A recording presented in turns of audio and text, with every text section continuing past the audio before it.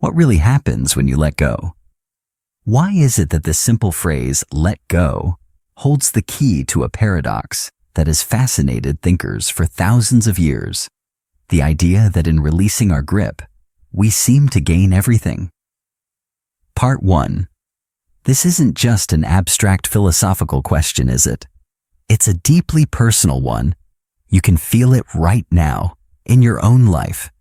Perhaps it's the memory of a past relationship that still plays on a loop in your mind, a ghost you can't seem to exorcise. Maybe it's the constant, grinding anxiety about your career, the pressure to climb higher, to achieve more, to secure a future that feels perpetually uncertain. It could be an old story you tell yourself, a label you've worn for so long. I'm not good enough. I'm the one who always messes things up. That you've forgotten it's just a story, not your skin. We spend so much of our energy holding on. We clench our fists around our jobs, our identities, our expectations for how life should be. And we find ourselves exhausted, stuck, and deeply afraid that if we were to loosen our grip for even a second, everything we've built would simply drift away, leaving us with nothing. This feeling, this struggle, is a fundamental part of the human experience.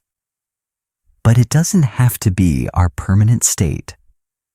The wisdom of Buddhism offers a profound perspective, an answer that might just change how you see everything. Over the course of our time together, we are going to explore this ancient path, not as a religion, but as a practical psychology for living. We will unpack this paradox piece by piece to understand why letting go is the most powerful and creative act you can ever undertake. To understand why letting go is so transformative, we first need to get crystal clear on what we're actually holding on to, and why that act of holding is the very source of our discontent. The Buddha identified a specific mental state he called Upādāna, which is often translated as clinging or attachment. But a more visceral translation is fuel. It's the fuel that feeds the fire of our anxiety and suffering. This isn't just about liking something. It's a desperate, fearful grasp. Imagine you're trying to hold water in your hands. The more tightly you squeeze your fingers together, the faster the water escapes. Clinging is like that. It's an attempt to make something permanent and solid in a world that is fundamentally fluid. And this brings us to the second core concept, perhaps the most important one of all, Anicca, or impermanence. Everything, without exception, is in a constant state of flux. Your body is changing with every breath. The cells that made you up 7 years ago are almost entirely gone. Your emotions are like weather patterns, shifting from sunny to stormy in a matter of moments. Your thoughts are like clouds drifting through the vast sky of your mind. They appear, they linger for a bit, and they dissolve. The job you have today, the city you live in, the relationships you cherish, they are all part of this universal, unstoppable flow. Nothing is static. Now, on an intellectual level, we all know this. We see the seasons change, we watch our children grow, we mark the passing of years. But on an emotional level, we live in a state of constant rebellion against this truth. We want the good times to last forever. We want our health and youth to be permanent. We want the people we love to be with us always. We cling. And according to the Buddha, this is the entire formula for suffering, what is called dukkha. Suffering is not a punishment. It's not a sign that you've done something wrong. It's a simple, impersonal equation, clinging to that which is impermanent. It's like holding on to a hot coal, wanting its warmth, but refusing to acknowledge that its nature is to burn. The suffering doesn't come from the coal itself. It comes from your refusal to let it go. From this, we can deduce a powerful truth. The goal is not to get rid of the coal, to eliminate pain or loss or sadness from our lives. That's impossible. The goal is to simply open our hand. Letting go, then, is not an act of giving up. It is a profound act of wisdom, of courageously aligning ourselves with the true nature of reality. It's ceasing the futile war against the way things are. This naturally leads to a very common question. If I let go of my ambitions, my goals, my relationships, won't I just become passive, apathetic, and unproductive? This reveals a fundamental misunderstanding of what letting go truly means. It does not mean you stop caring. In fact, it allows you to care more deeply and effectively. Letting go isn't about abandoning your goals. It's about releasing your rigid attachment to the outcome. You can pour your heart and soul into your work, your art, or your family, but you release the desperate, anxiety-ridden need for it to unfold in one specific way. Think of an archer. She does everything in her power to ensure a good shot. She perfects her stance. She controls her breathing. She aims with focus. But once the arrow is released, she lets it go. She cannot control the wind or the subtle shifts in the air. Her job was in the skillful action, not in clinging to the arrow's flight. There's a classic Zen story that illustrates this perfectly. Two monks were traveling together, and they came to a river with a strong current. A young woman was standing there afraid to cross. The older monk, without a word, lifted her onto his shoulders, carried her across the river, and set her down on the other side. The younger monk was aghast. Monks are forbidden from touching women. For hours he fumed, silently judging his companion. Finally, he could stand it no longer and burst out, "How could you do that? You broke our vows by carrying that woman." The older monk looked at him calmly and replied, "I set that woman down by the river hours ago. Why are you still carrying her?" We are all the young monk. We carry our past grievances, our worries, our failures, long after the event has passed. We are weighed down not by life, but by our clinging to it. So what does this mean for you, right now in your everyday life? Think about that career goal you're so anxious about. The real source of the stress isn't the work itself, but your intense clinging to a specific outcome, a promotion, a certain salary, the recognition of your peers. What if you were to focus simply on doing the work with excellence and presence and let the outcome take care of itself? You would free up an immense amount of mental and emotional energy that is currently being wasted on worry. Think about a relationship. So much of the conflict comes from clinging to expectations of how the other person should be. What if you let go of that script and simply met them where they are in this moment with openness and curiosity? The relationship would have space to breathe, to become something genuine rather than a performance. Let's try a small practice together right now. You can do this with your eyes open or closed. Just for a moment, bring your attention to your breath. Don't try to change it. Just notice the sensation of the air entering your body and the sensation of it leaving. Now, bring your attention to the thoughts in your mind. You don't need to name them or judge them. Just watch them. See them as clouds drifting across the sky. Notice the natural tendency of your mind to grab onto one, to get lost in a story, a worry, a plan. And when you notice that happening, gently, without judgment, just release your grip. Let the cloud float by. Come back to the breath. This simple act of observing and releasing is the fundamental training for letting go in your wider life. It is the practice of opening your hand. So, as we have explored today, this is the foundation. The very act of clinging, of trying to grasp and hold on to the inherently fluid, impermanent nature of life, is the root of our struggle. It is the hand holding the hot coal. Letting go is not an act of defeat. It is not passivity or apathy. It is an act of profound wisdom, a courageous alignment with reality itself.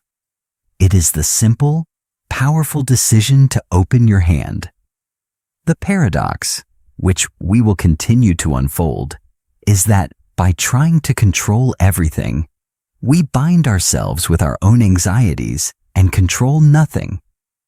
But by letting go of control, by opening our hands, we become open to the endless flow of life.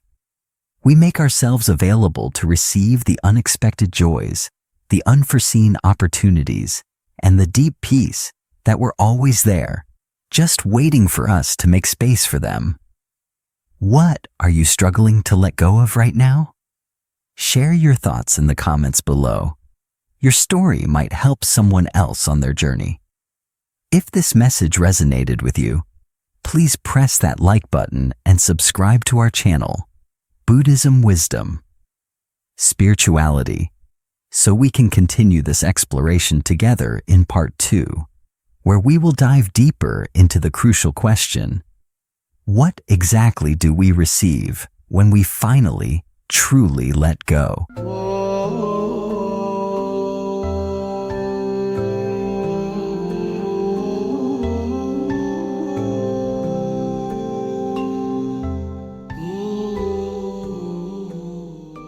Part 2.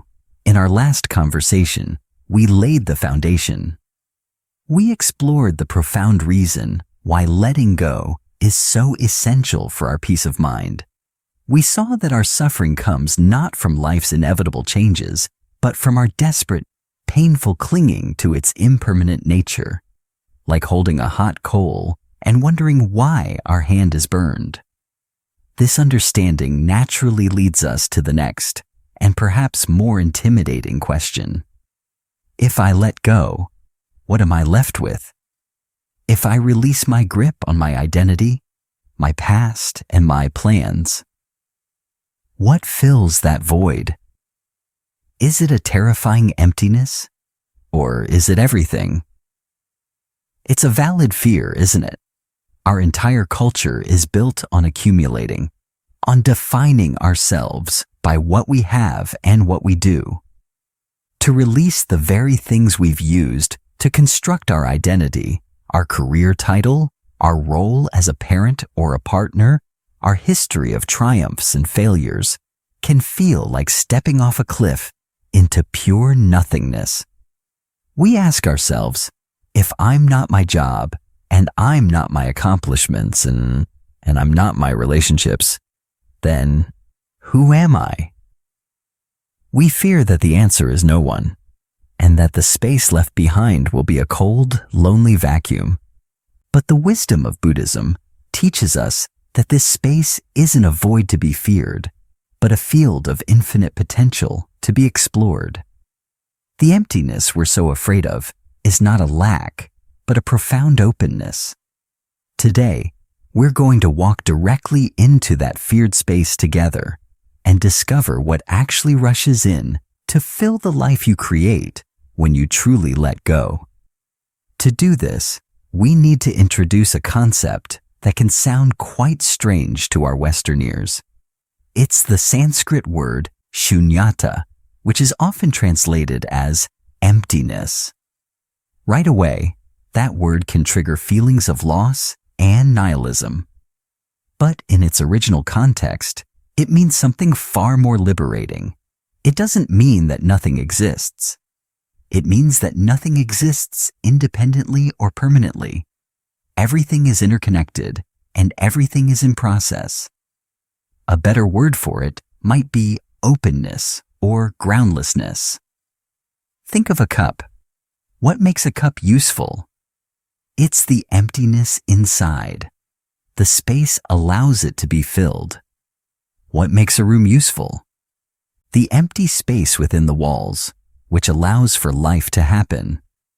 Emptiness, in this sense, is not a void. It is pure potential.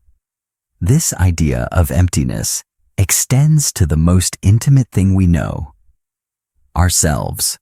This is the teaching of anatta, or not self. This is one of the most misunderstood, yet most liberating teachings in all of Buddhism. It's not saying that you don't exist. You are clearly here. Listening to these words, what it's saying is that there is no fixed, solid, independent you at the center of your experience. What you call yourself is more like a process than a thing. The Buddha used a famous metaphor. He said, the self is like an onion. You can peel away the layers, your body, your feelings, your perception, your thoughts, your consciousness, searching for the core, the essential you. But when you get to the very last layer, you find nothing. There is no core.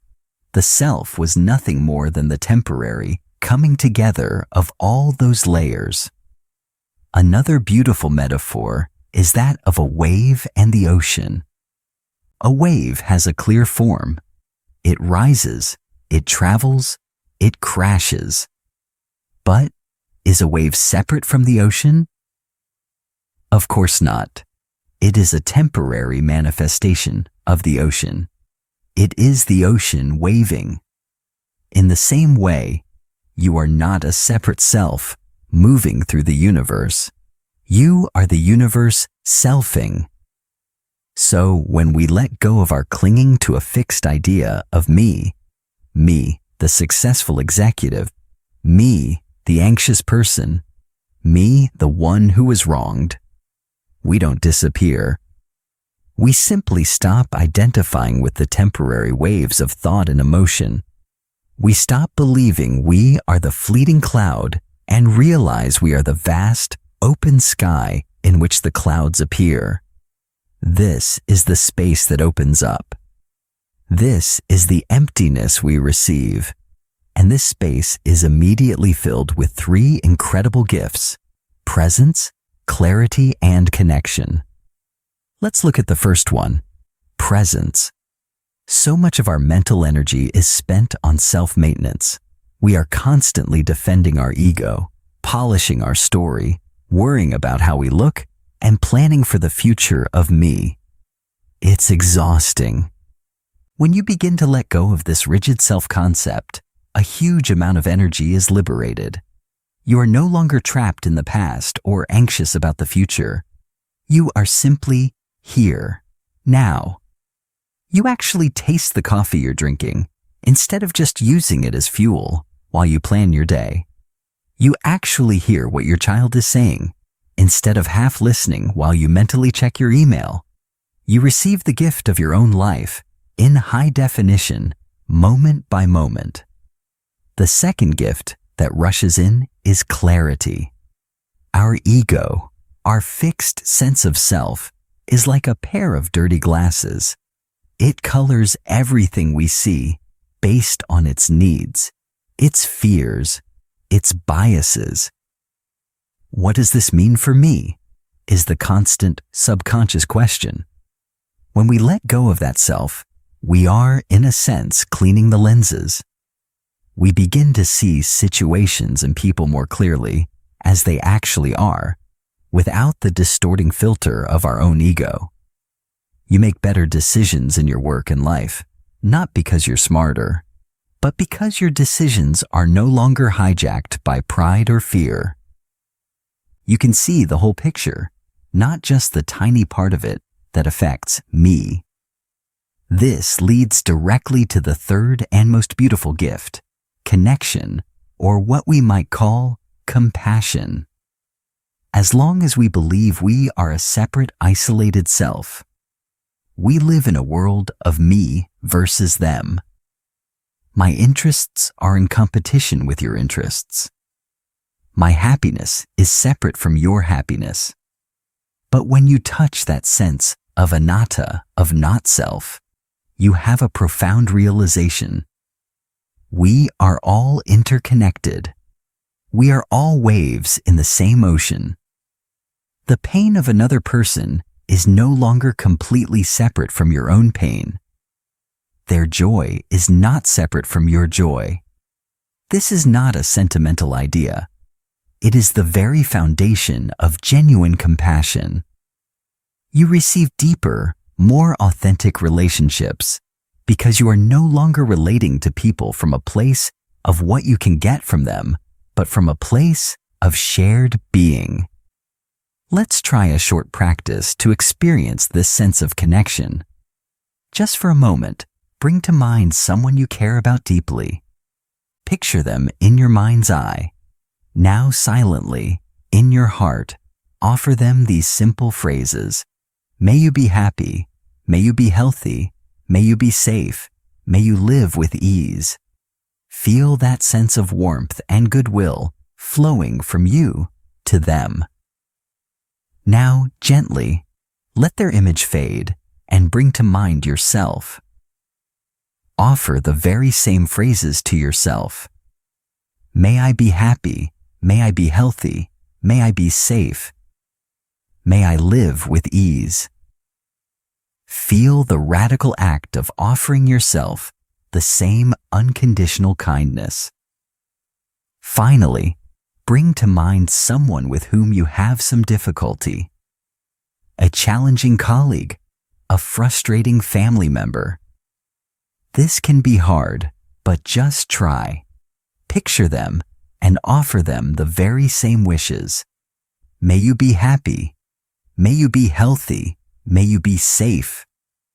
May you live with ease. Notice in that moment how letting go of the story of me versus you opens a space for shared humanity. That space is always available to us. So, the void we fear when we let go is a profound misunderstanding. It is not an empty chasm of loss. It is a fertile space of possibility. By letting go of the small, constricted, and ultimately fictional story of a separate self, we don't lose ourselves. We find our true nature, which is open, present, and deeply connected to the fabric of life itself. What you receive when you let go is not a new set of things or a better, shinier identity. You receive something far more valuable. You receive life itself, unfiltered by the constant chatter of the ego. You receive this very moment in all its richness and unpredictability. You receive the profound peace that comes from no longer fighting a war against reality and the deep joy of realizing you were never separate from it in the first place. You receive the whole ocean by letting go of your identity as a single fragile wave. Have you ever had a moment where letting go of who you thought you were led to an unexpected gift of clarity or connection? Please share that experience in the comments. Your story could be the spark that helps someone else feel safe enough to loosen their own grip.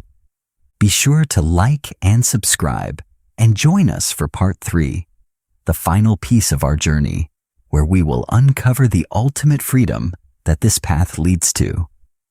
How letting go allows you to live a life of authentic, effortless action.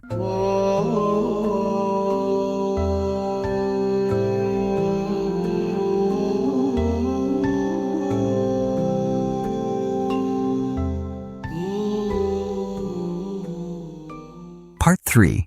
In our journey together so far, we've walked a significant path. We began by discovering why we must let go, understanding that our clinging to the impermanent nature of life is the very root of our suffering. From there, we stepped into the space that letting go creates. We saw that this space is not an empty void to be feared, but a fertile ground filled with presence, clarity, and a deep sense of connection. This brings us to the final and most practical stage of our exploration.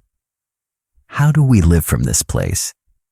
How does this profound internal shift transform our actions in the world, moving us from a state of constant struggle to one of graceful, effortless flow? This question touches the heart of a frustration so many of us feel. We live in a culture that glorifies the grind, the hustle, the relentless effort of pushing our will upon the world. We feel like we're pushing a heavy boulder uphill every single day in our careers, in our relationships, in our personal growth. We strive, we force, we strategize, and we often end up feeling utterly burned out, wondering if this constant, exhausting effort is really all there is to life. What if there was another way? A way to be incredibly effective and creative, not by pushing harder, but by letting go of resistance? Today, we will explore the ultimate gift of letting go, the ability to act with power and purpose without the friction of struggle. We will explore the beautiful concept of effortless action and discover how it represents the truest form of freedom. To guide us, we can borrow a wonderfully elegant concept from Taoist philosophy, which intertwines beautifully with Buddhist wisdom. The concept is called Wu Wei. It is often translated as non-doing or non-action. But this can be very misleading. It doesn't mean sitting on a cushion and doing nothing. A more accurate translation is effortless action, or action that does not involve struggle. It is the art of acting in harmony with the natural flow of things, rather than trying to bash our way through them. Think of a master boatman navigating a powerful river. He doesn't try to row against the current. That would be foolish and exhausting. Instead, he uses his deep understanding of the river's flow, its eddies and currents, to steer his boat with subtle, skillful movements. He harnesses the power of the river itself to get where he needs to go. He is active, he is engaged, but his action is effortless. He is in flow. This is Wu Wei. Now, how does this connect to our journey of letting go? Our usual mode of action is driven by the ego, by that solid, separate sense of me that we deconstructed in our last conversation. This ego-driven action is always fueled by a sense of lack, by the fear that I am not enough, or the desire that I need to get something to be happy. This creates a tremendous amount of internal resistance and frantic energy. It's like trying to row against the current. But what happens when we've done the work of letting go? When we've let go of our clinging to outcomes, as we discussed in part 1, and we've let go of our rigid identification with a separate self, as we discussed in part 2, our actions are no longer hijacked by the needs and fears of that small constricted ego. Instead, our actions can begin to arise from that place of presence and clarity. We stop trying to force our preconceived plans onto the world and start responding, skillfully, to the needs of the actual moment in front of us. This is right action, a key part of the Buddha's Eightfold Path. It is action born not of compulsion, but of wisdom.